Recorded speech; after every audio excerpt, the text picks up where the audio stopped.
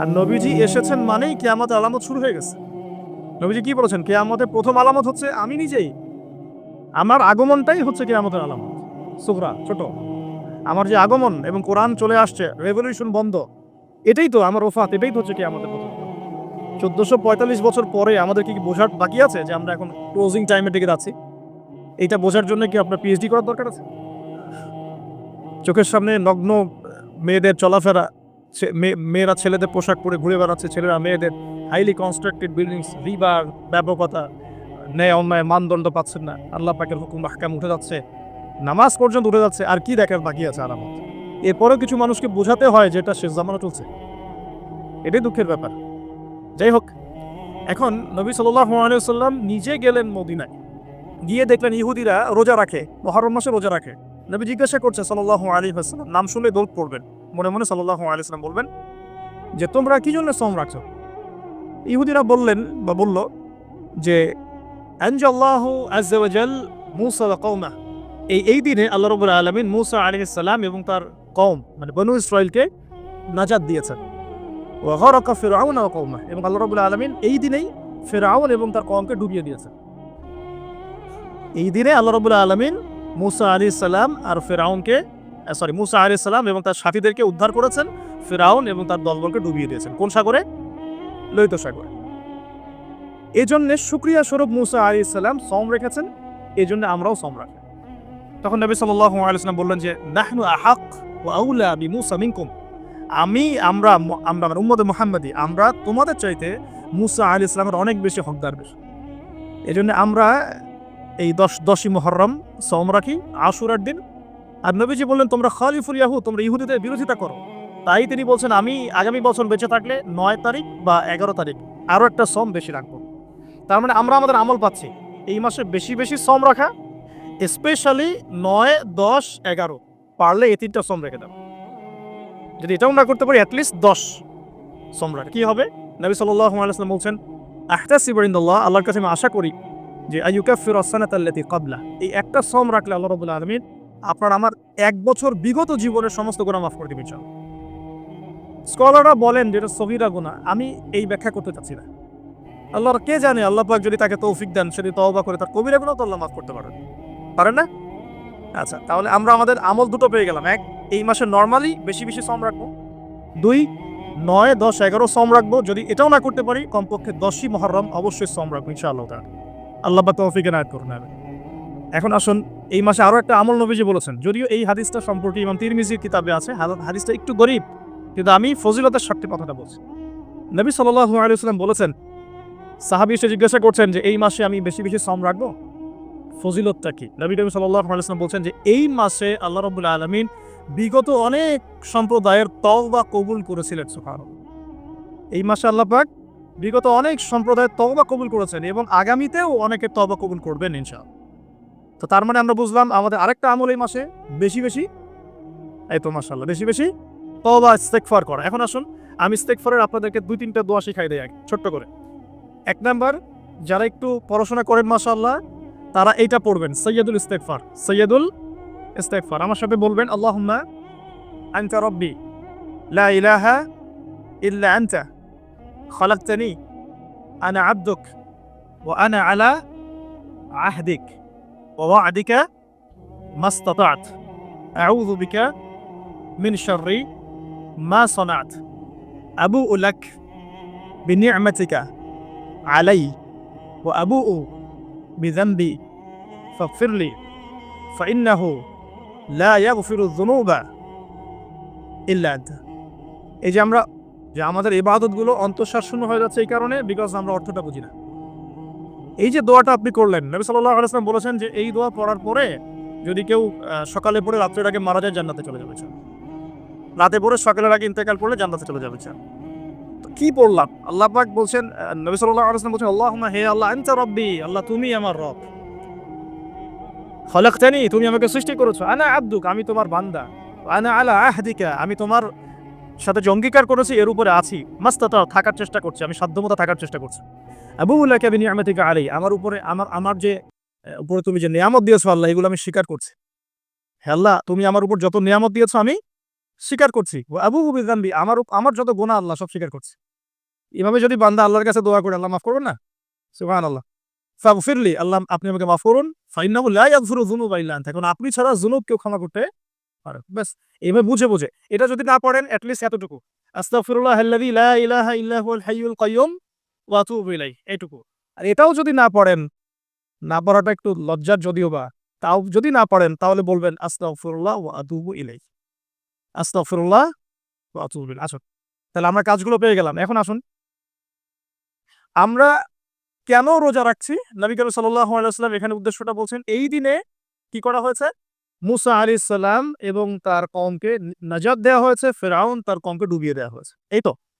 এই রোজার সাথে কিন্তু হুসাইন রাদিয়াল্লাহু আনহুর কারবালার শাহাদাতের কোনো সম্পর্ক নাই। এটা একটা আকীদা পরিষ্কার করে নিবেন। হুসাইন রাদিয়াল্লাহু আনহুর কারবালার ঘটনা হয়েছে নবী সাল্লাল্লাহু আলাইহি ওয়াসাল্লামের ইন্তেকালের ৬০ বছর পরে। শরীয়ত ক্লোজ হয়ে গেছে না নবী সাল্লাল্লাহু আলাইহি ওয়াসাল্লাম ইন্তেকালের সাথে, সাথে? নাকি আরো শরীয়ত আসবে? শরীয়তে কোনো নতুন বিধান কি এরপরেও চালু করা যাবে? এই দিনে অনেক ঘটনা ঘটেছে। এই ঘটনাগুলো সম্পর্কে কিছু দুর্বল বর্ণনা আছে বিধায় আমি বলছি না পাবলিকলি। বলা হচ্ছে এই দিনে নূহ আলাইহিস সালামের কিস্তি, ওই যে কিস্তি প্লাবনে ভেসে এই দিনে জুদি পাহাড়ে এসে নোঙর পড়েছে। এরকম অনেক ঘটনা। এই দিনে মুসা আলাইহিস সালামকে নাজাত দেওয়া হয়েছে। এই দিনে ফিরআউনকে ডুবিয়ে দেওয়া হয়েছে। এরকম অনেক ঘটনা আছে। কিন্তু এই দিনে রোজা রাখার উদ্দেশ্য হচ্ছে এই নাজাতে মুসা। এইটা হুসাইন রাদিয়াল্লাহু আনহুর শাহাদাতের কষ্টে রাখছি না আমরা। ওইটা আমাদের জন্য আরেকটা জায়গা। ওই জায়গাটা নিয়ে আমি পরে কথা বলছি। যে হুসাইন রাদিয়াল্লাহু আনহুর শাহাদাত, ওইটা থেকে শিক্ষাটা আমার কি? এই ঘটনাটা এই ১০ মুহররমে ঘটে গেছে। এটা আল্লাহ পাকের তাকদিরে ছিল। এই দিনেই ঘটনাটা ঘটে গেছে। এই ঘটনা ঘটার আগেই নবী সাল্লাল্লাহু আলাইহি ওয়াসাল্লাম রোজা রাখতেন। এমন না যে এই ঘটনা ঘটার পরে সাহাবীরা রোজা রাখা শুরু করেছেন। ব্যাপারটা কি তাই? না।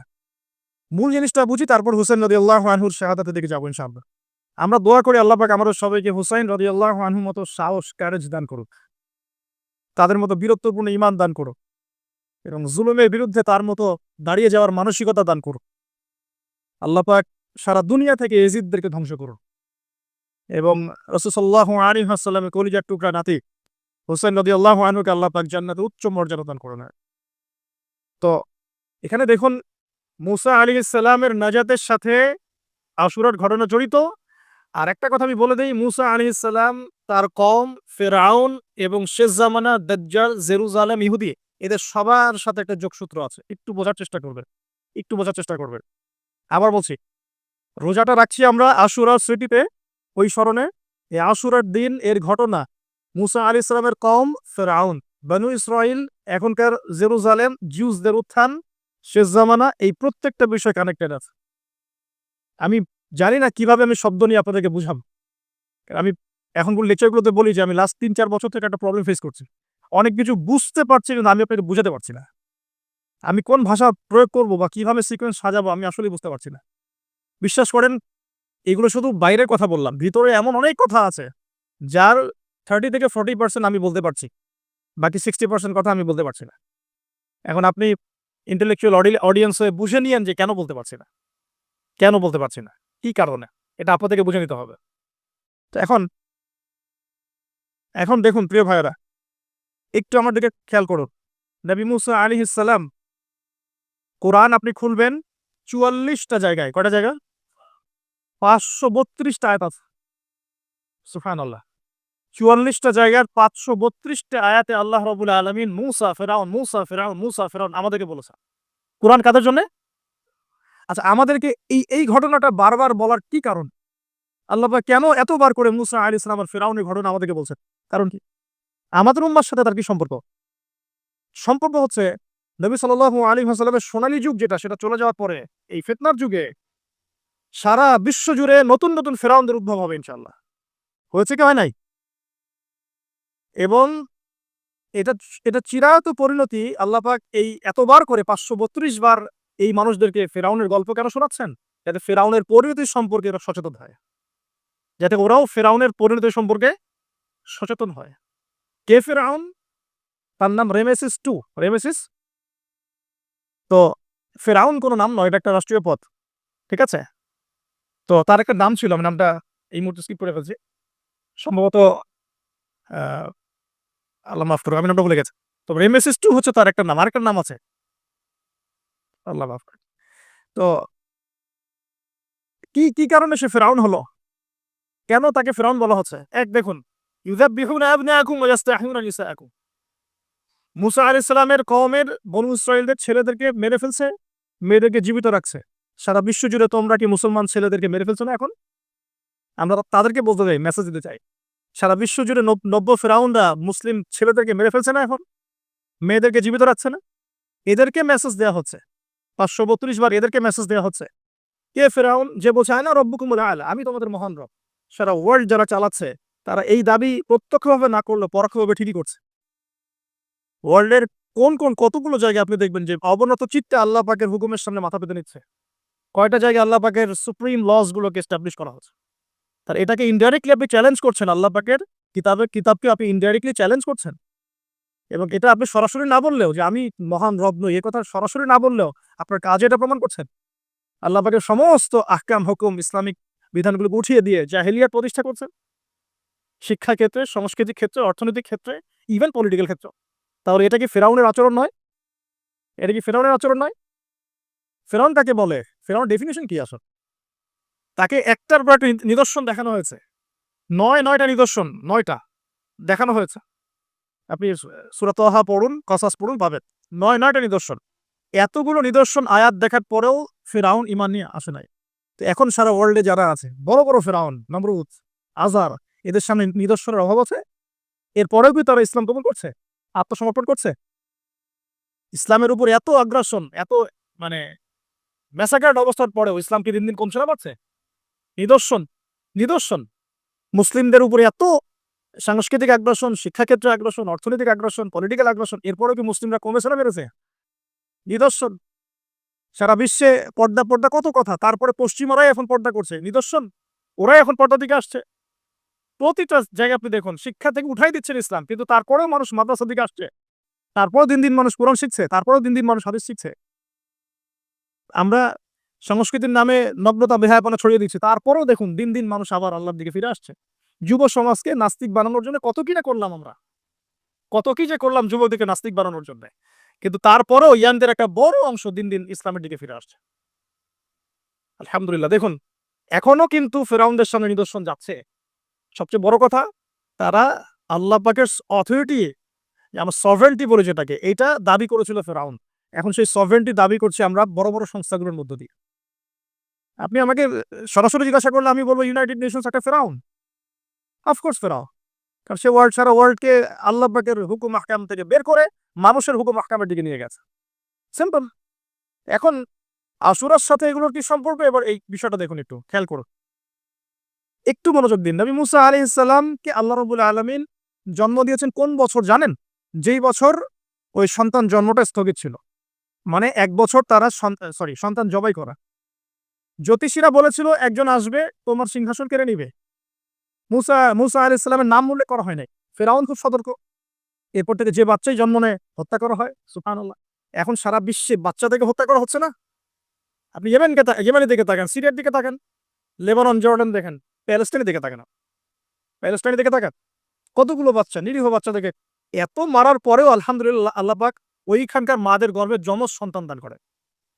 দেখবেন পৃথিবীর সবচেয়ে বেশি যমজ সন্তান হয় ছেলে সন্তান প্যালেস্টাইনে। সুবহানাল্লাহ, আল্লাহ পাকে দেখেন।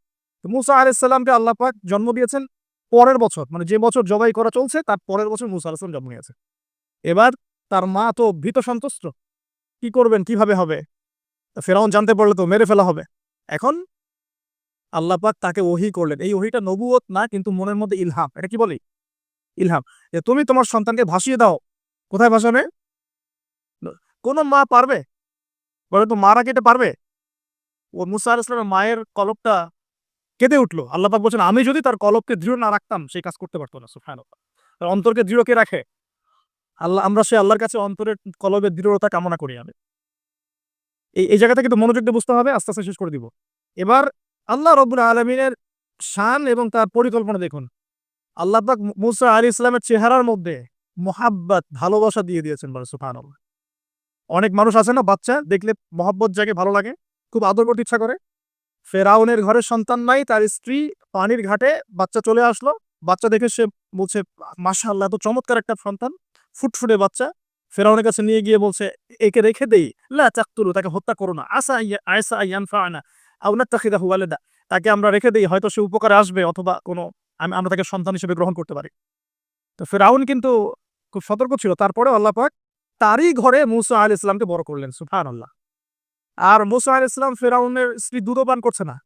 তখন মূসা আলাইহিস সালামের একজন বোন আছে, সে গিয়ে তাদেরকে খবর দিল যে, আমরা কি তোমাদেরকে হাল আদুল্লুকুম আলা মান ইয়াকফুলুহ, এমন একজনের কথা বলবো যে মূসাকে দুধ পান করাবে, এই বাচ্চাকে দুধ পান করাবে।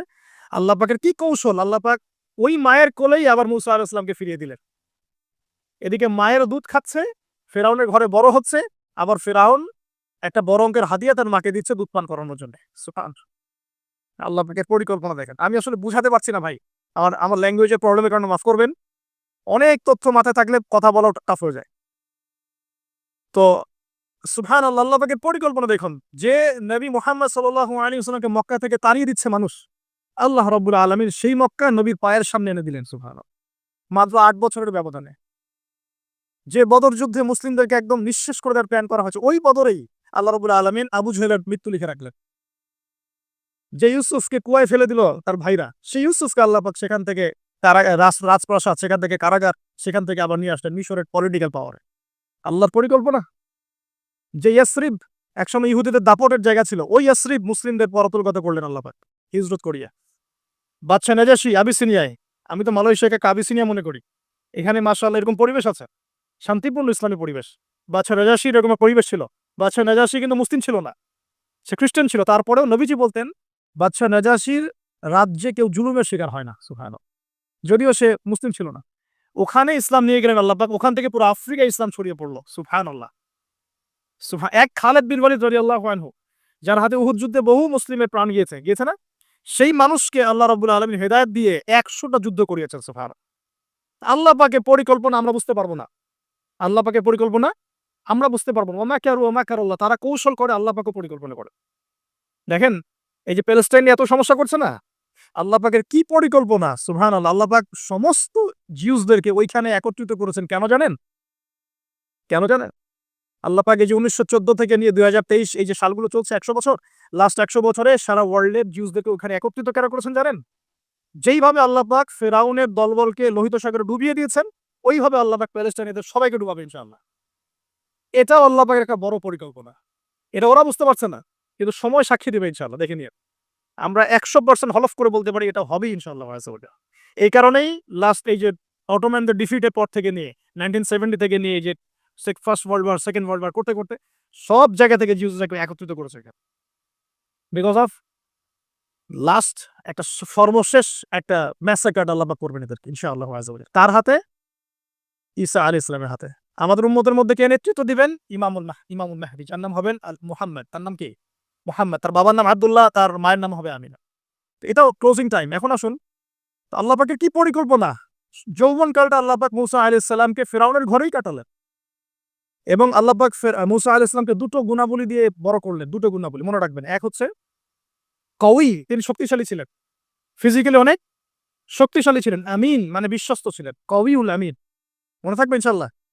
আমরাও আল্লাহর কাছে দোয়া করি, আল্লাহ আমাদেরকে কওয়ী বানিয়ে দিন এবং আমিন বানিয়ে দিন, আমিন। এবার যৌবনে উপনীত হয়েছেন, টকবকা রক্ত, বাইরে বের হয়েছেন, বাইরে বের হয়ে দেখছেন যে দুজন ব্যক্তি লড়াই করছে, রজুলান ইয়াকতাতুলান, দুজন ব্যক্তি মারামারি করছে। একজন মিন শিয়াতি, তার বনু ইসরাইল কওমের মধ্যে, আরেকজন হচ্ছে আদুই, তার শত্রুর মধ্যে। তো মূসা আলাইহিস সালাম গিয়ে সাহায্য করতে চাইলেন তার কওম। আমরা বলি না দেশি ভাই সাপোর্ট ঠিক, তাই না? আচ্ছা, তো মূসা আলাইহিস সালাম গিয়ে সাপোর্ট দিতে গিয়ে, শুনেন, ফাওয়াকাযাহু মূসা ফাকাদা আলাইহি, মূসা আলাইহিস সালাম মাত্র একটা ঘুষি দিয়েছেন, এক ঘুষিতেই ওই ব্যক্তি ডেড, স্পট ডেড। এই যে আমি গত একটা লেকচারে বলেছিলাম, চাইনিজ কন্টিনেন্টে যে মার্শাল আর্টস গুলো গড়ে উঠেছে, এই কোরআন থেকে গড়ে উঠেছে। তার আগে ওদের সভ্যতা ছিল, সংস্কৃতি ছিল, ঠিক আছে। এক ঘুষিতে মানুষ মারা যায়, এটা কোরআন বলেছে। এক ঘুষিতে মানুষ মারা যায়, এটা কোরআন বলেছে। ওরা এখন রিসার্চ করে বের করে যে ৬টা ৭টা স্পট আছে মানুষের দেহে, এক ঘুষিতে মানুষ মারা যেতে পারে। কোরআনকে আমরা মূল্যায়ন করি না, কিন্তু কোরআনকে সারা দুনিয়ার অমুসলিমরা মূল্যায়ন করে ওদের স্বার্থে তারা আমাদের কোরআনকে মূল্যায়ন করে, আমাদের হাদিসকে মূল্যায়ন করে। আমরা করতে চাই না, আল্লাহ মাফ করুক আমাদেরকে। আমরা কোরআন পড়তে চাই না, গবেষণা করতে চাই না, অর্থ বুঝতে চাই না, একটু আরবি ভাষা শিখতে চাই না, কোরআনের বালাগাত ডেইলি একটু তেলাওয়াত করবো এক পারা, সেটা করতে চাই না। আল্লাহ পাক আমাদেরকে মাফ করুক এবং কোরআনওয়ালা বানিয়ে দিন। আমি কথাগুলো বলার উদ্দেশ্য আপনাদেরকে আঘাত করা নয়। আমি জাস্ট আপনাদের কলবে একটু ধাক্কা দেওয়ার চেষ্টা করছি, যাতে করে আপনারা সবাই কোরআন তেলাওয়াত করেন ডেইলি এক পারা করে। আল্লাহ কবুল করে নেন। এবার আসুন, দেখুন এবার কি হলো, এটা ইন্টেনশনালি ছিল না, আনইনটেনশনালি মুসা আলাইহিস সালাম এখন কিন্তু মানে হত্যার অপরাধী হয়ে গেছে, তাই না? ফেরাউন তাকে ধরার জন্য বের হয়েছে দলবল নিয়ে, ওকে ধরতে হবে, এবার অ্যারেস্ট করতে হবে। তো একজন এসে পরামর্শ দিল যে তুমি এখান থেকে চলে যাও, তুমি এই মিশর থেকে চলে যাও, বের হয়ে যাও, নাহলে ফেরাউনের বাহিনী তোমাকে পেলে ধরে ফেলবে। এবার মুসা আলাইহিস সালাম চলে গেলেন কোথায়? মাদিয়ান। কোথায় বলেন? অনেক দূরে মাদিয়ান। মাদিয়ানে গিয়ে তার না আছে কোনো শেল্টার, না গার্ডিয়ান, না কোনো খাবার, না মানে কিছুই নাই। ঠিক নবী সাল্লাল্লাহু আলাইহি ওয়াসাল্লামের সাহাবীরা হিজরত করেছেন আবিসিনিয়ায়। নবীজি হিজরত করেছেন একবার তায়েফে, ওখানে মার খেয়ে চলে আসতে হয়েছে না? মনে আছে? তায়েফের ৩ টা গোত্র ছিল, আব্দে ইয়ালাইল, আব্দে মাসউদ, হাবিব বিন আমর, এই ৩ গোত্রের নেতা ছিল। এরা নবী সাল্লাল্লাহু আলাইহি ওয়াসাল্লামকে ছোট, ছোট বাচ্চাদেরকে দিয়ে পিটিয়েছিল। নাউযুবিল্লাহ। তারপরে নবীজি বদদোয়া করেন নাই, ওখান থেকে চলে আসছেন মক্কায়। আমি গুছিয়ে বলছি শর্ট করে। তো এভাবে মুসা আলাইহিস সালামকেও হিজরত করতে হয়েছে। দেখেন, আবার নবীজিকে হিজরত করতে হচ্ছে মদিনায়। তার মানে হিজরা বিষয়টা ইসলামের সাথে সম্পৃক্ত। পরিবেশ পরিস্থিতি অনুকূলে না থাকলে যেখানে ভালো পরিবেশ সেখানে গিয়ে মানুষ থাকতে হবে। আলহামদুলিল্লাহ, এখানে ভালো পরিবেশ আছে, আপনারা ভালো পরিবেশ পেয়েছেন। কিন্তু যারা চ্যালেঞ্জ গ্রহণ করে সমাজের জাহিলিয়াতগুলোকে সরানোর চেষ্টা করবে, সংস্কারের চেষ্টা করবে, তারা আল্লাহর কাছে অনেক বেশি পছন্দের। তার মানে প্রথম ফাইট আমাদেরকে করতে হবে। করতে, করতে গিয়ে এক পর্যায়ে যদি দেখি যে না পারছি না, তখন কি? হিজরা। এটা মাথায় রাখতে হয়। এখন নবী সাল্লাল্লাহু আলাইহি ওয়াসাল্লামকেও করতে হচ্ছে। মুসা আলাইহিস সালাম চলে গেলেন মিশর থেকে কোথায় বলে? মাদিয়ানে তখন আরেকজন নবী ছিলেন। তার নাম কি? শুআয়ব মাশাআল্লাহ, শুআয়ব আলাইহিস সালাম। শুআয়ব আলাইহিস সালাম সম্পর্কে আল্লাহ পাক বলেছেন তিনি অত্যন্ত চমৎকার বাগ্মী ছিলেন।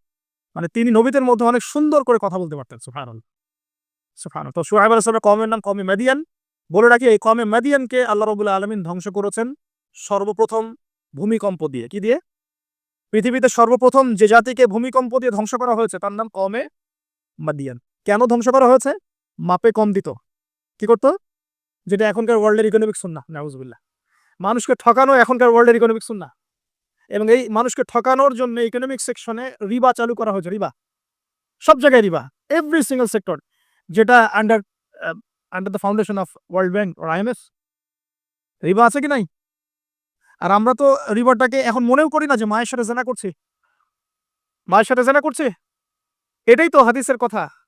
রিবার ৭০ শাখা আছে পাপের, ৭৩ শাখা আছে পাপের, সর্বনিম্ন শাখা মায়ের সাথে জেনা করা। নাউযুবিল্লাহ। তো এটা ইকোনমিক সুন্নাহ হয়ে গেছে না এখন? মানুষকে ঠকানো, মাপে কম দেওয়া, রিবা।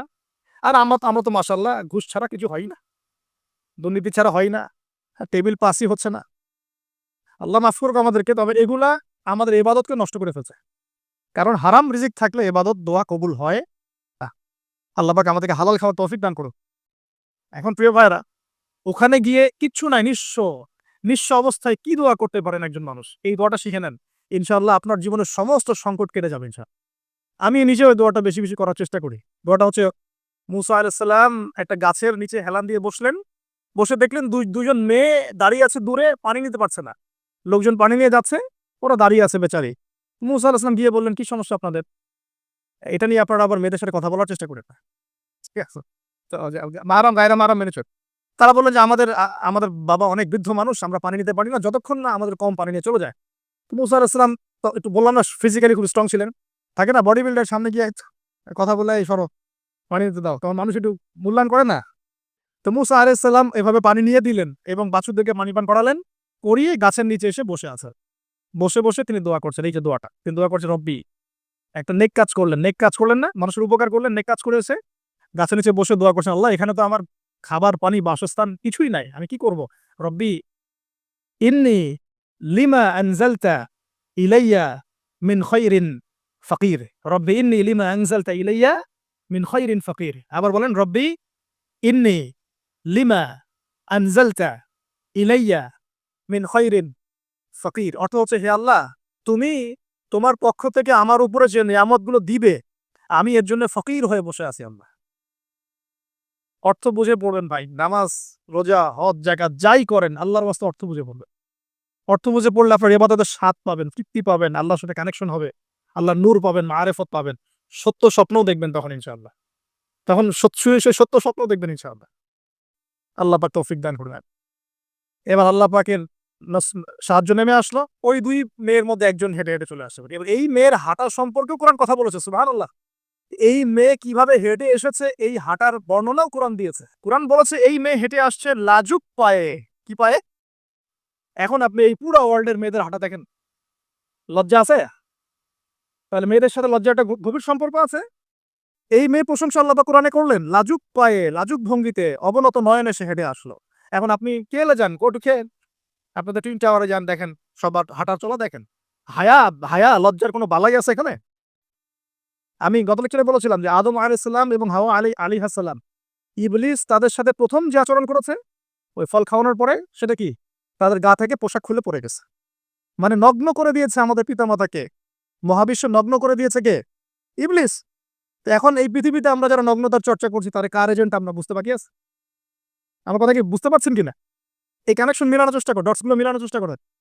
সামনে যাই প্রিয় ভাই, এই মেয়ে এসে বলছে আমার বাবা আপনাকে ডাকেন, আমার বাবা আপনাকে ডাকছেন। তিনি গেলেন, বাবা সোহাইব আলাইহিস সালাম।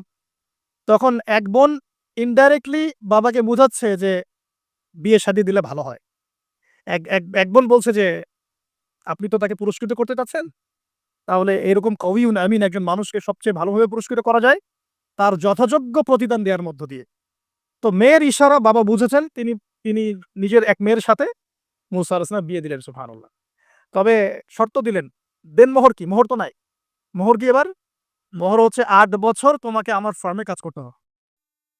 এটা আগেকার একটা স্টাইল ছিল, সুন্নাহ। এটা এটা এখন নাই যদিও, আগে এরকম ছিল যে দেনমোহর দেওয়ার জন্য এই একটা পদ্ধতি ছিল।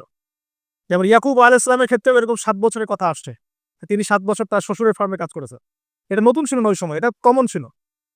এখন যেমন আমাদের দেশে কমন ১০ লাখ টাকা মোহর হবে, ১০,০০০ টাকা দিব, বাকিটা সব বাকি। তাই না? এরকম আরকি কমন কিছু বিষয় থাকে আরকি। আস্তাগফিরুল্লাহ, মাফ করুক। বলবে দাসরাতে বলবে আমাকে মাফ করে দাও। শুরুতেই নিজের গায়রথহীনতার পরিচয় দিল। আবার এদিকে শ্বশুরের কাছে মাশাআল্লাহ মোটা অঙ্কের ডোনেশন নিতে চাচ্ছে, যৌতুক।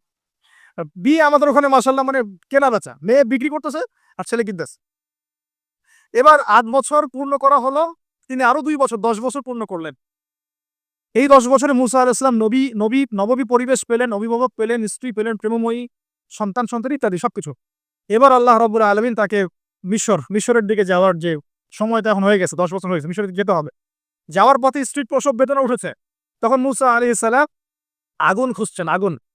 কি খুঁজছেন ভাই? আগুন খুঁজতে তুর পাহাড়ের ওখানে গিয়ে দেখছেন যে আগুন গাছে জ্বলছে, সবুজ পাতার উপরে আগুন। তিনি অবাক।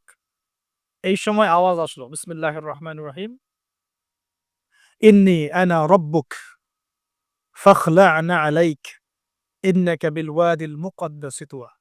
মুসা, ইন্নানি আনা আল্লাহ লা ইলাহা ইল্লা আনা ফা'বুদনি ওয়া আকিমিস সালাতা লিযিকরি। মানে এখানে অনেকগুলো কথা আছে, সূরা তাহার মধ্যে আছে। আওয়াজ চতুর্দিক থেকে ভেসে আসলো। মহান আল্লাহ রাব্বুল আলামিন তার শান অনুযায়ী তার আর নবীজি এসেছেন মানেই কিয়ামতের আলামত শুরু হয়ে গেছে। নবীজি কি বলেছেন? কিয়ামতের প্রথম আলামত হচ্ছে আমি নিজেই। আমার আগমনটাই হচ্ছে কিয়ামতের আলামত। সুগরা, ছোট। আমার যে আগমন এবং কোরআন চলে আসছে, রেভলিউশন বন্ধ, এটাই তো আমার ওফাত, এটাই তো হচ্ছে কিয়ামতের প্রথম আলামত। ১৪৪৫ বছর পরে আমাদের কি বোঝার বাকি আছে যে আমরা এখন ক্লোজিং টাইমের দিকে যাচ্ছি? এইটা বোঝার জন্য কি আপনার পিএইচডি করার দরকার আছে? চোখের সামনে নগ্ন মেয়েদের চলাফেরা, মেয়েরা ছেলেদের পোশাক পরে ঘুরে বেড়াচ্ছে, ছেলেরা মেয়েদের, হাইলি কনস্ট্রাক্টেড বিল্ডিংস, রিবার, ব্যাপকতা, ন্যায় অন্যায় মানদণ্ড পাচ্ছেন না। আল্লাহ পাকের হুকুম আহকাম উঠে যাচ্ছে, নামাজ পর্যন্ত উঠে যাচ্ছে। আর কি দেখার বাকি আছে আলামত? এরপরেও কিছু মানুষকে বোঝাতে হয় যে এটা শেষ জামানা চলছে। এটাই দুঃখের ব্যাপার। যাই হোক, এখন নবী সাল্লাল্লাহু আলাইহি ওয়াসাল্লাম নিজে গেলেন মদিনায়। গিয়ে দেখলেন ইহুদিরা রোজা রাখে, মুহররম মাসে রোজা রাখে। নবী জিজ্ঞাসা করছে সাল্লাল্লাহু আলাইহি ওয়াসাল্লাম, নাম শুনলে দৌড় পড়বেন। মনে মনে সাল্লাল্লাহু আলাইহি ওয়াসাল্লাম বলবেন যে তোমরা কি জন্য সওম রাখছো? ইহুদিরা বলল যে আনজাল্লাহু আযজা ওয়া জাল মূসা ওয়া কওমাহ। এই দিনে আল্লাহ রাব্বুল আলামিন মূসা আলাইহিস সালাম এবং তার কওম মানে বনু ইসরাইলকে নাজাত দিয়েছেন। ওয়া গরাকা ফিরআউন ওয়া কওমাহ, এবং আল্লাহ রাব্বুল আলামিন এই দিনেই ফিরআউন এবং তার কওমকে ডুবিয়ে দিয়েছেন। এই দিনে আল্লাহ রাব্বুল আলামিন মূসা আলাইহিস সালাম আর ফিরআউনকে মূসা আলাইহিস সালাম এবং তার সাথীদেরকে উদ্ধার করেছেন, ফিরআউন এবং তার দলবলকে ডুবিয়ে দিয়েছেন। কোন সাগরে? লোহিত সাগরে। এজন্য শুকরিয়া স্বরূপ মুসা আলাইহিস সালাম সওম রেখেছেন, এজন্য আমরাও সওম রাখি। তখন নবী সাল্লাল্লাহু আলাইহি ওয়াসাল্লাম বললেন যে, নাহনু আহাক ওয়া আউলা বিমূসা মিনকুম। আমরা মানে উম্মতে মুহাম্মাদী, আমরা তোমাদের চাইতে মুসা আলাইহিস সালামের অনেক বেশি হকদার বেশি। এজন্য আমরা এই 10ই মুহররম সওম রাখি আশুরার দিন। আর নবীজি বললেন, তোমরা খালিফুল ইয়াহুদ, তোমরা ইহুদীদের বিরোধিতা করো। তাই তিনি বলছেন, আমি আগামী বছর বেঁচে থাকলে ৯ তারিখ বা ১১ তারিখ আরো একটা সওম বেশি রাখবো। তার মানে আমরা আমাদের আমল পাচ্ছি। এই মাসে বেশি, বেশি সওম রাখা, স্পেশালি ৯, ১০, ১১ পারলে এই ৩টা সওম রেখে দেওয়া। যদি এটাও না করতে পারি এট লিস্ট ১০ সওম রাখা। কি হবে? নবী সাল্লাল্লাহু আলাইহি ওয়াসাল্লাম বলছেন, আহতাসিবু ইনদাল্লাহ, আল্লাহর কাছে আমি আশা করি যে আইয়ুকাফিরু আস-সানাতা আল্লাতী ক্বাবলা, এই একটা সওম রাখলে আল্লাহ রাব্বুল আলামিন আপনার আমার ১ বছর বিগত জীবনের সমস্ত গুনাহ মাফ করে দিবেন ইনশাআল্লাহ। স্কলাররা বলেন যে এটা সগীরা গুনাহ। আমি এই ব্যাখ্যা করতে চাচ্ছি না। আল্লাহর কে জানে, আল্লাহ পাক যদি তাকে তৌফিক দেন, সে যদি তওবা করে তার কবিরা গুনাহ তো আল্লাহ মাফ করতে পারেন। পারেন না? আচ্ছা, তাহলে আমরা আমাদের আমল দুটো পেয়ে গেলাম। ১, এই মাসে নরমালি বেশি, বেশি সওম রাখবো। ২, ৯, ১০, ১১ সওম রাখবো। যদি এটাও না করতে পারি কমপক্ষে ১০ই মুহররম অবশ্যই সওম রাখবো ইনশাআল্লাহ তাআলা। আল্লাহ পাক তৌফিক এনায়েত করুন। আমিন। এখন আসুন, এই মাসে আরো একটা আমল নবীজি বলেছেন। যদিও এই হাদিসটা সম্পর্কে ইমাম তিরমিজির কিতাবে আছে। হাদিসটা একটু গরীব, কিন্তু আমি ফজিলতের স্বার্থে কথাটা বলছি। নবী সাল্লাল্লাহু আলাইহি ওয়াসাল্লাম বলেছেন, সাহাবী এসে জিজ্ঞাসা করছেন যে, এই মাসে আমি বেশি, বেশি সওম রাখবো? ফজিলতটা কি? নবী করিম সাল্লাল্লাহু আলাইহি ওয়াসাল্লাম বলছেন যে, এই মাসে আল্লাহ রাব্বুল আলামিন বিগত অনেক সম্প্রদায়ের তওবা কবুল করেছিলেন। সুবহানাল্লাহ। এই মাসে আল্লাহ পাক বিগত অনেক সম্প্রদায়ের তওবা কবুল করেছেন এবং আগামীতেও অনেকের তওবা কবুল করবেন ইনশাআল্লাহ। তো তার মানে আমরা বুঝলাম আমাদের আরেকটা আমল এই মাসে বেশি, বেশি, এই তো মাশাআল্লাহ, বেশি, বেশি তওবা ইস্তেগফার করা। এখন আসুন, আমি ইস্তেগফারের আপনাদেরকে ২-৩ টা দোয়া শিখাই দেই আগে ছোট্ট করে।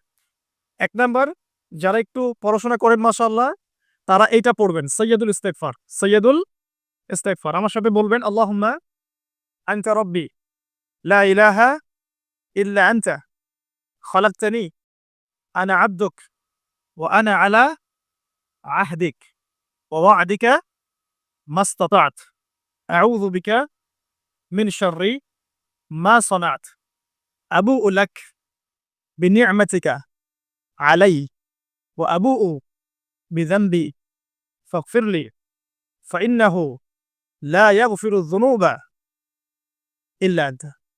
এই যে আমাদের ইবাদতগুলো অন্তঃসার শূন্য হয়ে যাচ্ছে এই কারণে, বিকজ আমরা অর্থটা বুঝি না।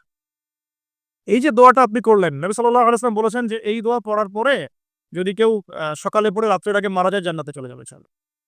রাতে পড়ে সকালের আগে ইন্তেকাল করলে জান্নাতে চলে যাবে ইনশাআল্লাহ। তো কি পড়লাম? আল্লাহ পাক বলছেন, নবী সাল্লাল্লাহু আলাইহি ওয়াসাল্লাম বলছেন, আল্লাহুম্মা, হে আল্লাহ, আনতা রাব্বি, আল্লাহ তুমি আমার রব। খলাকতানি, তুমি আমাকে সৃষ্টি করেছো। আনা আবদুক, আমি তোমার বান্দা। ওয়া আনা আলা আহদিকা, আমি তোমার সাথে যে অঙ্গীকার করেছি এর উপরে আছি। মাসতাতা'তু, থাকার চেষ্টা করছি, আমি সাধ্যমতো থাকার চেষ্টা করছি। আবু'ু লাকা বিনি'মাতিকা আলাই, আমার উপরে আমার যে উপরে তুমি যে নিয়ামত দিয়েছো আল্লাহ, এগুলো আমি স্বীকার করছি। হে আল্লাহ, তুমি আমার উপর যত নিয়ামত দিয়েছো আমি স্বীকার করছি। ওয়া আবু'ু বিযানবি, আমার যত গুনাহ আল্লাহ সব স্বীকার করছি। এভাবে যদি বান্দা আল্লাহর কাছে দোয়া করে, আল্লাহ মাফ করবেন না? সুবহানাল্লাহ। ফাগফিরলি, আল্লাহ আপনি আমাকে মাফ করুন। ফাইন্নাহু লা ইয়াগফিরু যুনুবা ইল্লা আনতা, এখন আপনি ছাড়া যুনুব কেউ ক্ষমা করতে পারে না। ব্যাস, এভাবে বুঝে এটা যদি না পড়েন এট লিস্ট এতটুকু, আস্তাগফিরুল্লাহাল্লাযী লা ইলাহা ইল্লা হুয়াল হাইয়ুল কাইয়্যুম ওয়া আতুবু ইলাইহি, এইটুকু। আর এটাও যদি না পড়েন, না পড়াটা একটু লজ্জার যদিও বা, তাও যদি না পড়েন তাহলে বলবেন আস্তাগফিরুল্লাহ ওয়া আতুবু ইলাইহি। আস্তাগফিরুল্লাহ ওয়া আতুবু ইলাইহি। আসুন, তাহলে আমরা কাজগুলো পেয়ে গেলাম। এখন আসুন, আমরা কেন রোজা রাখছি? নবী করিম সাল্লাল্লাহু আলাইহি ওয়াসাল্লাম এখানে উদ্দেশ্যটা বলছেন। এই দিনে কি করা হয়েছে?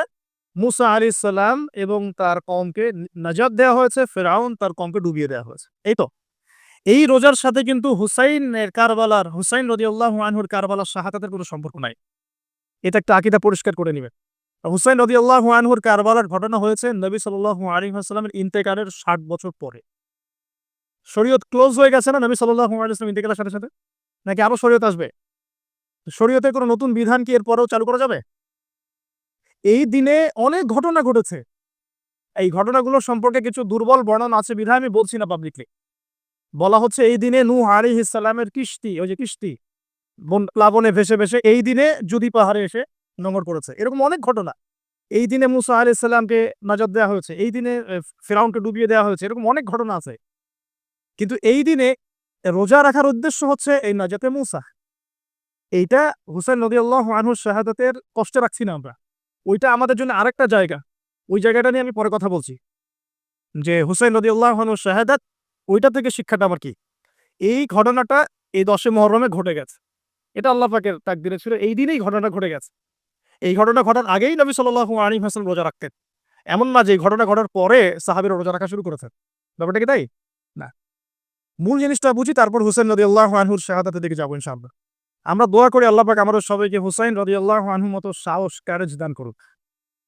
তাদের মতো বীরত্বপূর্ণ ঈমান দান করুক এবং জুলুমের বিরুদ্ধে তার মতো দাঁড়িয়ে যাওয়ার মানসিকতা দান করুক। আল্লাহ পাক সারা দুনিয়া থেকে এজিদদেরকে ধ্বংস করুন এবং রাসূল সাল্লাল্লাহু আলাইহি ওয়াসাল্লামের কলিজার টুকরা নাতি হুসাইন রাদিয়াল্লাহু আনহুকে আল্লাহ পাক জান্নাতে উচ্চ মর্যাদা দান করুন। তো এখানে দেখুন, মুসা আলাইহিস সালামের নাজাতের সাথে আশুরার ঘটনা জড়িত। আর একটা কথা আমি বলে দেই, মুসা আলাইহিস সালাম, তার কওম, ফিরআউন এবং শেষ জামানা, দাজ্জাল, জেরুজালেম, ইহুদি, এদের সবার সাথে একটা যোগসূত্র আছে। একটু বোঝার চেষ্টা করবেন, একটু বোঝার চেষ্টা করবেন। আবার বলছি, রোজাটা রাখছি আমরা আশুরার স্মৃতিতে, ওই স্মরণে। এই আশুরার দিন এর ঘটনা, মুসা আলাইহিস সালামের কওম, ফিরআউন, বনু ইসরাইল, এখনকার জেরুজালেম, জিউসদের উত্থান, শেষ জামানা, এই প্রত্যেকটা বিষয় কানেক্টেড আছে। আমি জানি না কিভাবে আমি শব্দ নিয়ে আপনাদেরকে বুঝাবো। আমি এখন লেকচারগুলোতে বলি যে আমি লাস্ট ৩-৪ বছর থেকে একটা প্রবলেম ফেস করছি। অনেক কিছু বুঝতে পারছি কিন্তু আমি আপনাকে বুঝাতে পারছি না। আমি কোন ভাষা প্রয়োগ করব বা কিভাবে সিকোয়েন্স সাজাবো আমি আসলেই বুঝতে পারছি না। বিশ্বাস করেন, এগুলো শুধু বাইরের কথা বললাম। ভিতরে এমন অনেক কথা আছে যার 30 থেকে 40% আমি বলতে পারছি। বাকি 60% কথা আমি বলতে পারছি না। এখন আপনি ইন্টেলেকচুয়াল অডিয়েন্স হয়ে বুঝে নিয়েন যে কেন বলতে পারছি না। কেন বলতে পারছি না? কি কারণে? এটা আপনাদেরকে বুঝে নিতে হবে। তো এখন দেখুন প্রিয় ভাইয়েরা, একটু আমার দিকে খেয়াল করুন। নবী মুসা আলাইহিস সালাম, কোরআন আপনি খুলবেন ৪৪ টা জায়গায়। কয়টা জায়গা? ৫৩২ টা আয়াত আছে। সুবহানাল্লাহ। ৪৪ টা জায়গার ৫৩২ টা আয়াতে আল্লাহ রাব্বুল আলামিন মুসা, ফিরআউন, মুসা, ফিরআউন, মুসা, ফিরআউন আমাদেরকে বলেছে। কোরআন কাদের জন্যে? আচ্ছা, আমাদেরকে এই ঘটনাটা বারবার বলার কি কারণ? আল্লাহ পাক কেন এতবার করে মুসা আলাইহিস সালাম আর ফিরআউনের ঘটনা আমাদেরকে বলছেন? কারণ কি? আমাদের উম্মাহর সাথে তার কি সম্পর্ক? সম্পর্ক হচ্ছে নবী সাল্লাল্লাহু আলাইহি ওয়াসাল্লামের সোনালী যুগ যেটা, সেটা চলে যাওয়ার পরে এই ফিতনার যুগে সারা বিশ্ব জুড়ে নতুন, নতুন ফেরাউনদের উদ্ভব হবে ইনশাআল্লাহ। হয়েছে কি হয় নাই? এবং এটা এটা চিরায়ত পরিণতি। আল্লাহ পাক এই এতবার করে ৫৩২ বার এই মানুষদেরকে ফেরাউনের গল্প কেন শোনাচ্ছেন? যাতে ফেরাউনের পরিণতি সম্পর্কে এরা সচেতন হয়। যাতে ওরাও ফেরাউনের পরিণতি সম্পর্কে সচেতন হয়। কে ফেরাউন? তার নাম রেমেসিস 2, রেমেসিস। তো ফেরাউন কোন নাম নয়, এটা একটা রাষ্ট্রীয় পদ। ঠিক আছে? তো তার একটা নাম ছিল, আমি নামটা এই মুহূর্তে স্কিপ করে ফেলছি। সম্ভবত আ আল্লাহ মাফ করুক, আমি নামটা ভুলে গেছি। তো রেমেসিস 2 হচ্ছে তার একটা নাম। আরেকটা নাম আছে। আল্লাহ মাফ করুক। তো কি কারণে সে ফেরাউন হলো? কেন তাকে ফেরাউন বলা হচ্ছে? দেখুন, ইউযাব্বিহুনা আবনাআকুম ওয়া ইস্তাহয়ুনা নিসাআকুম। মুসা আলাইহিস সালামের কওমের বনু ইসরাইলদের ছেলেদেরকে মেরে ফেলছে, মেয়েদেরকে জীবিত রাখছে। সারা বিশ্ব জুড়ে তোমরা কি মুসলমান ছেলেদেরকে মেরে ফেলছো না এখন? আমরা তাদেরকে বলতে চাই, মেসেজ দিতে চাই। সারা বিশ্ব জুড়ে নব্য ফেরাউনরা মুসলিম ছেলেদেরকে মেরে ফেলছে না এখন? মেয়েদেরকে জীবিত রাখছে না? এদেরকে মেসেজ দেয়া হচ্ছে। ৫৩২ বার এদেরকে মেসেজ দেয়া হচ্ছে। কে ফেরাউন? যে বলছে আনা রব্বুকুমুল আ'লা, আমি তোমাদের মহান রব। সারা ওয়ার্ল্ড যারা চালাচ্ছে, তারা এই দাবি প্রত্যক্ষভাবে না করলেও পরোক্ষভাবে ঠিকই করছে। ওয়ার্ল্ডের কোন কতগুলো জায়গায় আপনি দেখবেন যে অবনত চিত্তে আল্লাহ পাকের হুকুমের সামনে মাথা পেতে নিচ্ছে। কয়টা জায়গায় আল্লাহ পাকের সুপ্রিম লস গুলোকে এস্টাবলিশ করা হচ্ছে। তার এটাকে ইনডাইরেক্টলি আপনি চ্যালেঞ্জ করছেন। আল্লাহ পাকের কিতাবকে আপনি ইনডাইরেক্টলি চ্যালেঞ্জ করছেন। এবং এটা আপনি সরাসরি না বললেও, যে আমি মহান রব নই, এ কথা সরাসরি না বললেও আপনার কাজে এটা প্রমাণ করছেন। আল্লাহ পাকের সমস্ত আহকাম, হুকুম, ইসলামিক বিধানগুলোকে উঠিয়ে দিয়ে জাহেলিয়াত প্রতিষ্ঠা করছেন। শিক্ষা ক্ষেত্রে, সংস্কৃতিক ক্ষেত্রে, অর্থনৈতিক ক্ষেত্রে, ইভেন পলিটিক্যাল ক্ষেত্রে। তাহলে এটা কি ফেরাউনের আচরণ নয়? এটা কি ফেরাউনের আচরণ নয়? ফেরাউন কাকে বলে? ফেরাউনের ডেফিনিশন কি আসলে? তাকে একটার পর একটা নিদর্শন দেখানো হয়েছে। ৯টা নিদর্শন, ৯টা দেখানো হয়েছে। আপনি সূরা তাহা পড়ুন, কসাস পড়ুন, পাবেন। ৯টা নিদর্শন। এতগুলো নিদর্শন আয়াত দেখার পরেও ফিরআউন ঈমান নিয়ে আসে নাই। তো এখন সারা ওয়ার্ল্ডে যারা আছে বড় বড় ফেরাউন, নমরুদ, আজার, এদের সামনে নিদর্শনের অভাব আছে? এরপরেও কি তারা ইসলাম কবুল করছে, আত্মসমর্পণ করছে? ইসলামের উপর এত আগ্রাসন, এত মানে ম্যাসাকার্ড অবস্থার পরেও ইসলাম কি দিন দিন কমছে না বাড়ছে? নিদর্শন, নিদর্শন। মুসলিমদের উপরে এত সাংস্কৃতিক আগ্রাসন, শিক্ষাক্ষেত্রে আগ্রাসন, অর্থনৈতিক আগ্রাসন, পলিটিক্যাল আগ্রাসন, এরপরেও কি মুসলিমরা কমেছে না বেড়েছে? নিদর্শন। সারা বিশ্বে পর্দা পর্দা কত কথা, তারপরে পশ্চিমারাই এখন পর্দা করছে, নিদর্শন। ওরাই এখন পর্দা দিকে আসছে।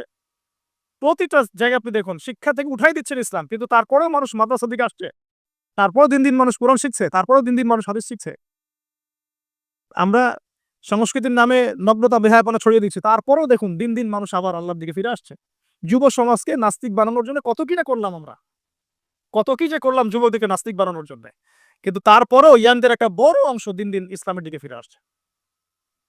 আলহামদুলিল্লাহ। দেখুন এখনো কিন্তু ফেরাউনদের সামনে নিদর্শন যাচ্ছে। সবচেয়ে বড় কথা, তারা আল্লাহ পাকের অথরিটি, আমার সভরেন্টি বলে যেটাকে, এটা দাবি করেছিল ফেরাউন। এখন সেই সভরেন্টি দাবি করছে আমরা বড় বড় সংস্থাগুলোর মধ্য দিয়ে। আপনি আমাকে সরাসরি জিজ্ঞাসা করলে আমি বলবো ইউনাইটেড নেশনস একটা ফেরাউন। অফকোর্স ফেরাও, কারণ সে সারা ওয়ার্ল্ডকে আল্লাহ পাকের হুকুম আহকাম থেকে বের করে মানুষের হুকুম আহকামের দিকে নিয়ে গেছে। সিম্পল। এখন আশুরার সাথে এগুলোর কি সম্পর্ক, এবার এই বিষয়টা দেখুন, একটু খেয়াল করুন, একটু মনোযোগ দিন। নবী মুসা আলাইহিস সালামকে আল্লাহ রাব্বুল আলামিন জন্ম দিয়েছেন কোন বছর জানেন? যেই বছর ওই সন্তান জন্মটা স্থগিত ছিল, মানে 1 বছর তারা সন্তান জবাই করা। জ্যোতিষীরা বলেছিল একজন আসবে তোমার সিংহাসন কেড়ে নিবে। মুসা আলাইহিস সালামের নাম উল্লেখ করা হয় নাই। ফেরাউন খুব সতর্ক। এরপর থেকে যে বাচ্চাই জন্ম নেয় হত্যা করা হয়। সুবহানাল্লাহ। এখন সারা বিশ্বে বাচ্চাদেরকে হত্যা করা হচ্ছে না? আপনি ইয়েমেনের দিকে তাকান, সিরিয়ার দিকে তাকান, লেবানন, জর্ডান দেখেন, প্যালেস্টাইনের দিকে তাকান, প্যালেস্টাইনের দিকে তাকান, কতগুলো বাচ্চা, নিরীহ বাচ্চাদেরকে এত মারার পরেও আলহামদুলিল্লাহ আল্লাহ পাক ওইখানকার মাদের গর্ভে যমজ সন্তান দান করে। দেখবেন পৃথিবীর সবচেয়ে বেশি যমজ সন্তান হয় ছেলে সন্তান প্যালেস্টাইনে। সুবহান আল্লাহ পাকে দেখেন। তো মুসা আলাইহিস সালামকে আল্লাহ পাক জন্ম দিয়েছেন পরের বছর, মানে যে বছর জবাই করা চলছে তার পরের বছর মুসা আলাইহিস সালাম জন্ম নিয়েছে। এবার তার মা তো ভীত সন্ত্রস্ত, কি করবেন, কিভাবে হবে? ফেরাউন জানতে পারলে তো মেরে ফেলা হবে। এখন আল্লাহ পাক তাকে ওহী করলেন। এই ওহীটা নবুয়ত না, কিন্তু মনের মধ্যে ইলহাম। এটা কি বলি? ইলহাম। যে তুমি তোমার সন্তানকে ভাসিয়ে দাও। কোথায় ভাসাবে? কোন মা পারবে? বলে তো মারা কেটে পারবে? ও মুসা আলাইহিস সালামের মায়ের কলবটা কেঁদে উঠলো। আল্লাহ পাক বলছেন আমি যদি তার কলবকে দৃঢ় না রাখতাম সেই কাজ করতে পারতো না। সুবহানাল্লাহ। তার অন্তরকে দৃঢ় কে রাখে? আল্লাহ। আমরা সে আল্লাহর কাছে অন্তরের কলবের দৃঢ়তা কামনা করি আমি। এই জায়গাটা কিন্তু মনোযোগ দিয়ে বুঝতে হবে, আস্তে আস্তে শেষ করে দিব। এবার আল্লাহ রাব্বুল আলামিনের শান এবং তার পরিকল্পনা দেখুন। আল্লাহ পাক মুসা আলাইহিস সালামের চেহারার মধ্যে মোহাব্বত, ভালোবাসা দিয়ে দিয়েছেন। বলে সুবহানাল্লাহ। অনেক মানুষ আছে না, বাচ্চা দেখলে মহব্বত জাগে, ভালো লাগে, খুব আদর করতে ইচ্ছা করে। ফেরাউনের ঘরে সন্তান নাই, তার স্ত্রী পানির ঘাটে বাচ্চা চলে আসলো। বাচ্চা দেখে সে বলছে মাশাআল্লাহ, এত চমৎকার একটা সন্তান, ফুটফুটে বাচ্চা। ফেরাউনের কাছে নিয়ে গিয়ে বলছে একে রেখে দেই, লা তাকতুলু, তাকে হত্যা করো না, আয়সা আইয়ানফাআনা আও নাত্তাখিযাহু ওয়ালাদা, তাকে আমরা রেখে দেই, হয়তো সে উপকারে আসবে, অথবা কোনো আমরা তাকে সন্তান হিসেবে গ্রহণ করতে পারি। তো ফেরাউন কিন্তু খুব সতর্ক ছিল, তারপরেও আল্লাহ পাক তারই ঘরে মুসা আলাইহিস সালামকে বড় করলেন। সুবহানাল্লাহ। আর মুসা আলাইহিস সালাম ফেরাউনের স্ত্রী দুধও পান করছে না। তখন মুসা আলাইহিস সালামের একজন বোন আছে, সে গিয়ে তাদেরকে খবর দিল যে আমরা কি তোমাদেরকে হাল আদুল্লুকুম আলা মান ইয়াকফুলুহ, এমন একজনের কথা বলবো যে মুসাকে দুধ পান করাবে, এই বাচ্চাকে দুধ পান করাবে। আল্লাহ পাকের কি কৌশল, আল্লাহ পাক ওই মায়ের কোলেই আবার মুসা আলাইহিস সালামকে ফিরিয়ে দিলেন। এদিকে মায়ের দুধ খাচ্ছে, ফেরাউনের ঘরে বড় হচ্ছে, আবার ফেরাউন একটা বড় অঙ্কের হাদিয়া তার মাকে দিচ্ছে দুধ পান করানোর জন্য। সুবহানাল্লাহ। আল্লাহ পাকের পরিকল্পনা দেখেন। আমি আসলে বুঝাতে পারছি না ভাই, আমার ল্যাঙ্গুয়েজের প্রবলেমের কারণে মাফ করবেন। অনেক তথ্য মাথায় থাকলে কথা বলা টাফ হয়ে যায়। তো সুবহানাল্লাহ, আল্লাহ পাকের পরিকল্পনা দেখুন, যে নবী মুহাম্মদ সাল্লাল্লাহু আলাইহি ওয়াসাল্লামকে মক্কা থেকে তাড়িয়ে দিচ্ছে মানুষ, আল্লাহ রাব্বুল আলামিন সেই মক্কা নবীর পায়ের সামনে এনে দিলেন। সুবহানাল্লাহ। মাত্র 8 বছরের ব্যবধানে। যে বদর যুদ্ধে মুসলিমদেরকে একদম নিঃশেষ করে দেওয়ার প্ল্যান করা হয়েছে, ওই বদরেই আল্লাহ রাব্বুল আলামিন আবু জেহেলের মৃত্যু লিখে রাখলেন। যে ইউসুফকে কুয়ায় ফেলে দিল তার ভাইরা, সেই ইউসুফকে আল্লাহ পাক সেখান থেকে রাজপ্রাসাদ, সেখান থেকে কারাগার, সেখান থেকে আবার নিয়ে আসলেন মিশরের পলিটিক্যাল পাওয়ারে। আল্লাহর পরিকল্পনা। যে ইয়াসরিব একসময় ইহুদিদের দাপটের জায়গা ছিল, ওই ইয়াসরিব মুসলিমদের পরতুলগত করলেন আল্লাহ পাক হিজরত করিয়া। বাদশা নাজাশী আবিসিনিয়ায় আমি তো মালয়েশিয়াকে কাবিসিনিয়া মনে করি। এখানে মাশাআল্লাহ এরকম পরিবেশ আছে, শান্তিপূর্ণ ইসলামী পরিবেশ। বাদশা নাজাশীর এরকম পরিবেশ ছিল। বাদশা নাজাশী কিন্তু মুসলিম ছিল না, সে খ্রিস্টান ছিল। তারপরেও নবীজি বলতেন বাদশা নাজাশীর রাজ্যে কেউ জুলুমের শিকার হয় না, সুবহানাল্লাহ। যদিও সে মুসলিম ছিল না, ওখানে ইসলাম নিয়ে গেলেন আল্লাহ পাক, ওখান থেকে পুরো আফ্রিকায় ইসলাম ছড়িয়ে পড়লো, সুবহানাল্লাহ। এক খালেদ বিন ওয়ালিদ রাদিয়াল্লাহু আনহু, যার হাতে উহুদ যুদ্ধে বহু মুসলিমের প্রাণ গিয়েছে না? সেই মানুষকে আল্লাহ রাব্বুল আলামিন হেদায়েত দিয়ে ১০০টা যুদ্ধ করিয়েছেন, সুবহানাল্লাহ।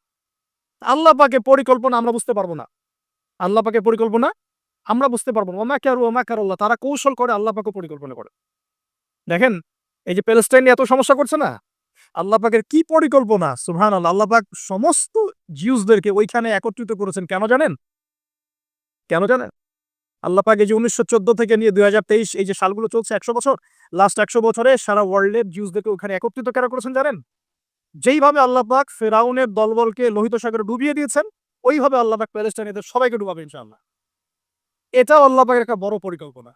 এটা ওরা বুঝতে পারছে না, কিন্তু সময় সাক্ষী দেবে ইনশাআল্লাহ, দেখে নিয়েন। আমরা ১০০% হলফ করে বলতে পারি এটা হবেই ইনশাআল্লাহ আযza ওয়া জাল্লা। এই কারণেই লাস্ট এই যে অটোম্যানদের ডিফিটের পর থেকে নিয়ে 1970 থেকে নিয়ে এই যে first world war, second world war করতে, করতে সব জায়গা থেকে জিউসদেরকে একত্রিত করেছে এখানে। বিকজ অফ লাস্ট একটা সর্বশেষ একটা ম্যাসাকার আল্লাহ পাক করবেন এদেরকে ইনশাআল্লাহ আযza ওয়া জাল্লা। তার হাতে, ঈসা আলাইহিস সালামের হাতে। আমাদের উম্মতের মধ্যে কে নেতৃত্ব দিবেন? ইমামুল মাহদী, যার নাম হবেন মুহাম্মদ। তার নাম কি? মুহাম্মদ। তার বাবার নাম আব্দুল্লাহ, তার মায়ের নাম হবে আমিনা। তো এটাও ক্লোজিং টাইম। এখন আসুন, তো আল্লাহ পাকের কি পরিকল্পনা? যৌবনকালটা আল্লাহ পাক মুসা আলাইহিস সালামকে ফিরআউনের ঘরেই কাটালেন, এবং আল্লাহ পাক মুসা আলাইহিস সালামকে দুটো গুণাবলী দিয়ে বড় করলেন। দুটো গুণাবলী মনে রাখবেন। এক হচ্ছে কওয়ী, তিনি শক্তিশালী ছিলেন, ফিজিক্যালি অনেক শক্তিশালী ছিলেন। আমিন মানে বিশ্বস্ত ছিলেন, কওয়ীউল আমিন। মনে থাকবে ইনশাআল্লাহ। আমরাও আল্লাহর কাছে দোয়া করি, আল্লাহ আমাদেরকে কওয়ী বানিয়ে দিন এবং আমিন বানিয়ে দিন, আমিন।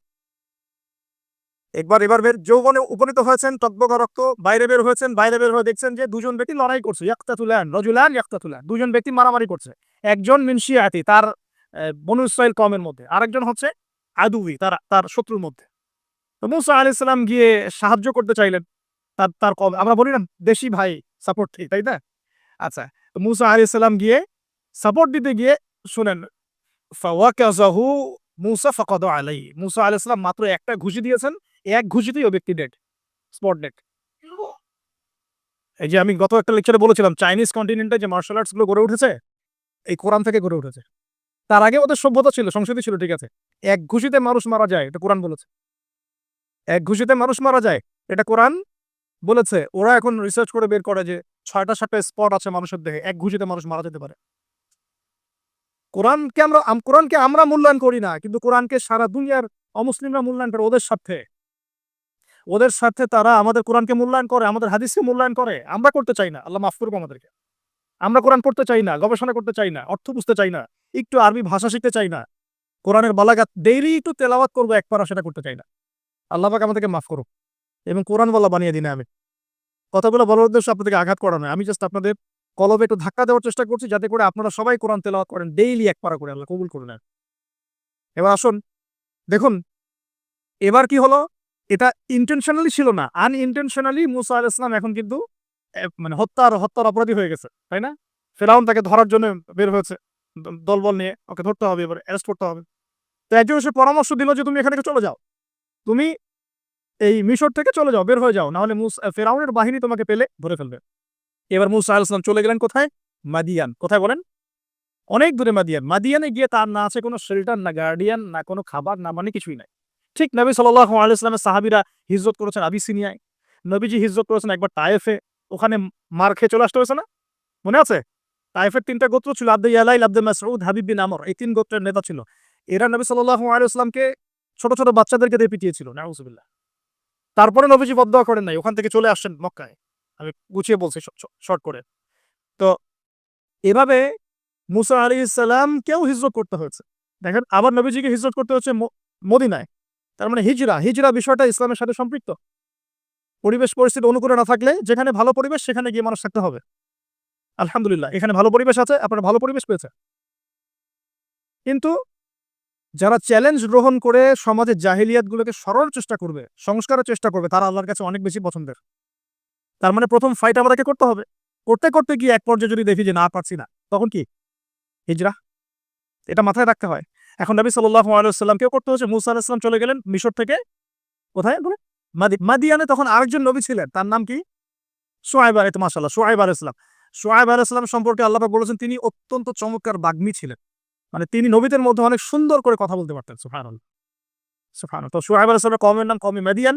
বলে রাখি এই কওমে মাদিয়ানকে আল্লাহ রাব্বুল আলামিন ধ্বংস করেছেন সর্বপ্রথম ভূমিকম্প দিয়ে। কি দিয়ে? পৃথিবীতে সর্বপ্রথম যে জাতিকে ভূমিকম্প দিয়ে ধ্বংস করা হয়েছে তার নাম কওমে মাদিয়ান। কেন ধ্বংস করা হয়েছে?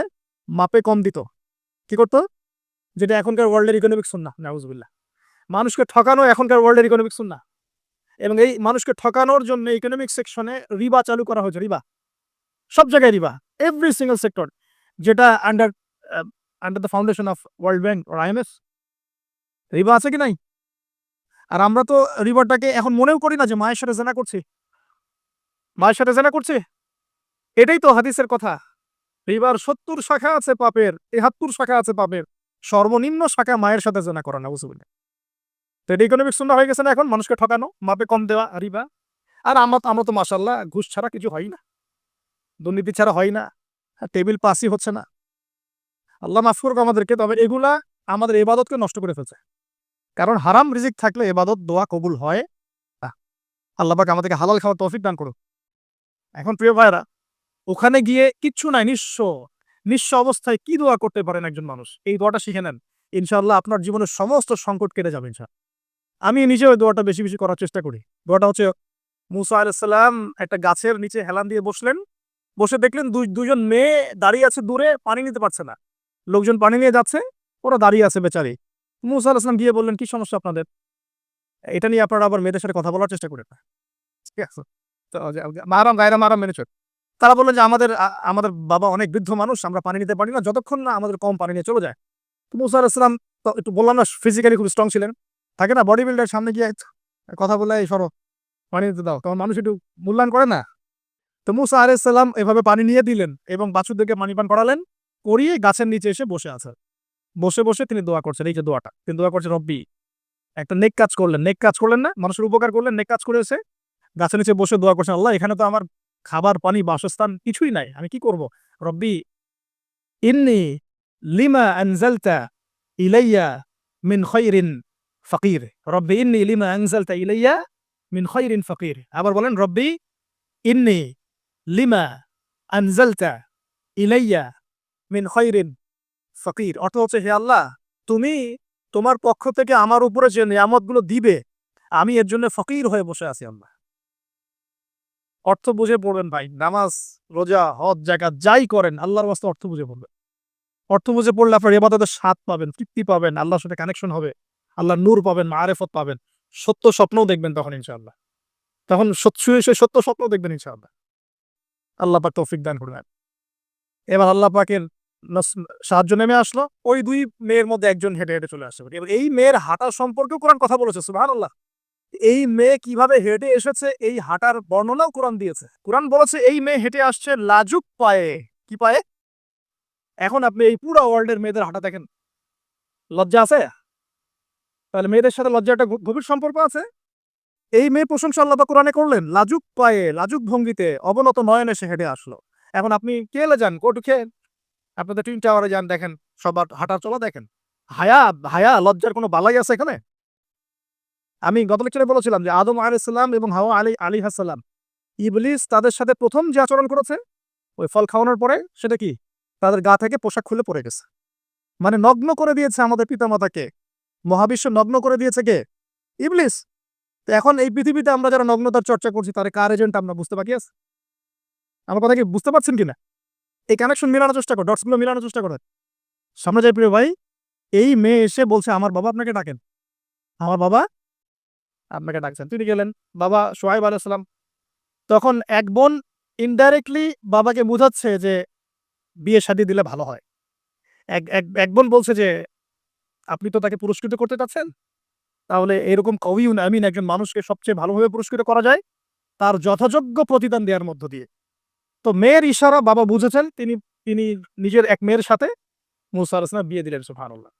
তবে শর্ত দিলেন, দেনমোহর কি? মোহর তো নাই। মোহর কি এবার? মোহর হচ্ছে 8 বছর তোমাকে আমার ফার্মে কাজ করতে হবে। এটা আগেকার একটা স্টাইল ছিল সুন্নাহ। এটা এখন নাই যদিও, আগে এরকম ছিল যে দেনমোহর দেওয়ার জন্য এই একটা পদ্ধতি ছিল। যেমন ইয়াকুব আলাইহিস সালামের ক্ষেত্রেও এরকম ৭ বছরের কথা আসছে। তিনি ৭ বছর তার শ্বশুরের ফার্মে কাজ করেছেন। এটা নতুন ছিল না ওই সময়, এটা কমন ছিল। এখন যেমন আমাদের দেশে কমন ৳১০,০০,০০০ মোহর হবে, ৳১০,০০০ দিব, বাকিটা সব বাকি। তাই না? এরকম আরকি কমন কিছু বিষয় থাকে আরকি। আস্তাগফিরুল্লাহ, মাফ করুক। বলবে দাসরাতে বলবে আমাকে মাফ করে দাও। শুরুতেই নিজের গায়রথহীনতার পরিচয় দিল। আবার এদিকে শ্বশুরের কাছে মাশাআল্লাহ মোটা অঙ্কের ডোনেশন নিতে চাচ্ছে, যৌতুক। বিয়ে আমাদের ওখানে মাশাআল্লাহ মানে কেনা-বেচা। মেয়ে বিক্রি করতেছে আর ছেলে কিনতেছে। এবার ৮ বছর পূর্ণ করা হলো, তিনি আরো ২ বছর ১০ বছর পূর্ণ করলেন। এই ১০ বছরে মুসা আলাইহিস সালাম নববী পরিবেশ পেলেন, অভিভাবক পেলেন, স্ত্রী পেলেন, প্রেমময়ী, সন্তান ইত্যাদি সবকিছু। এবার আল্লাহ রাব্বুল আলামিন তাকে মিশরের দিকে যাওয়ার যে সময়টা এখন হয়ে গেছে, ১০ বছর হয়ে গেছে, মিশরের দিকে যেতে হবে। যাওয়ার পথে স্ত্রীর প্রসব বেদনা উঠেছে। তখন মুসা আলাইহিস সালাম আগুন খুঁজছেন, আগুন। কি খুঁজছেন ভাই? আগুন খুঁজতে তুর পাহাড়ের ওখানে গিয়ে দেখছেন যে আগুন গাছে জ্বলছে। সবুজ পাতার উপরে আগুন। তিনি অবাক। এই সময় আওয়াজ আসলো, বিসমিল্লাহির রহমানির রহিম। ইন্নী আনা রাব্বুক ফাখলা'না আলাইক ইন্নাকা বিল ওয়াদিল মুকদ্দাসি তুওয়া।